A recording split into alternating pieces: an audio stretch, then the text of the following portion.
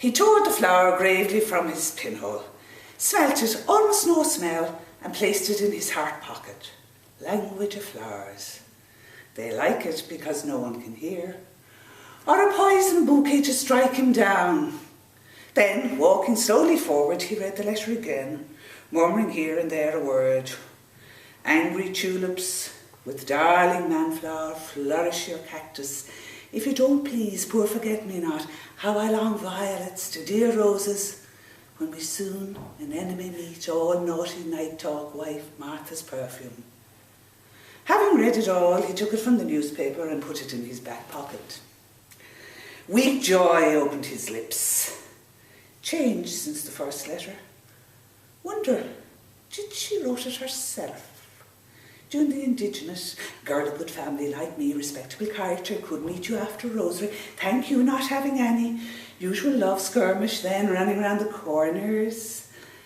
Bad as a row with Molly. Cigar has a cooling effect. Narcotic. Got further next time. Oh, naughty boy, punish, afraid of words, of course, brutal, why not try it anyhow? Bit at a time. Fingering still the letter in his pocket, he drew the pin out of it. Common pin, huh?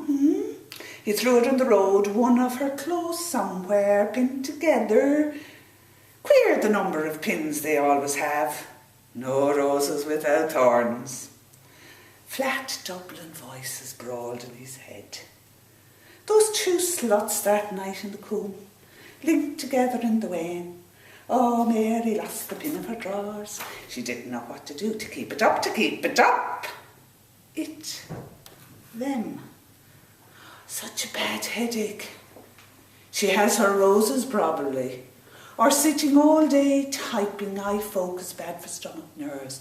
What perfume does your wife use? Now, you could make a thing out of that. To keep it up. Martha, Mary, I saw that picture somewhere. I forget now. Old master faked from money. He's sitting in their house talking, mysterious. Also the two sluts in the coombe would listen. To keep it up. Nice kind of evening feeling.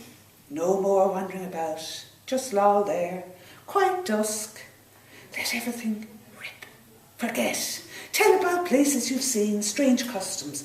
The other one, jarring her head, was getting the supper, fruit, olives, very cool water out of the well, stone like the hole in the wall in Ashtown. Must carry a paper goblet next time I go to the trotting matches. She listens with big, soft eyes. Tell her more and more, all. Then a sigh, silence, long rest. Going under the railway arch, he took out the envelope, tore it swiftly in shreds and scattered them towards the road. The shreds fluttered away, sank in the dark air, a white flutter, then sank. Henry Flower, you could tear up a cheque for £100 in the same way. Simple bit of paper. Lord Ivy once cashed a 7-figure cheque for £1 million in the Bank of Ireland. Shows you the money to be made out of porter. Still, the other brother, Lord Orden, has to change his shirt 4 times a day, they say. Skin breeds ice or vermin. £1 million. Wait a moment. 2p a pint, 4p a quart, 8p a gallon of porter. No, 1 and 4p a gallon of porter. 1 and 4 into 20, 15 about. Yes, exactly. 15 million barrels of porter. What am I saying, barrels? Galleons. About 1 million barrels all the same. An incoming train clanged heavily above his head. Coach after coach. Barrels bumped into his head. Dull porter slopped and churned about.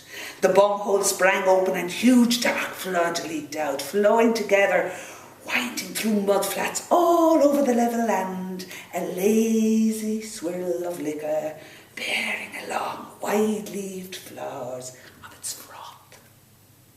He reached the open door of All Hallows. Stepping into the porch, he doffed his hat, took the card from his pocket and tucked it again behind the leather headband. Damn it. I might have tried to work McCoy for a pass to Mullingar. Same notice on the door. Sermon by the Very Reverend John Cummin, S.J., on St. Peter Clave, S.J., and the African Mission. Prayers for the conversion of Gladstone. They had to, and he was almost unconscious. The Protestants are the same. Convert Dr. William J. Walsh, D.D., to the true religion. Save China's millions. Wonder how they explain it to the heathen Chinese.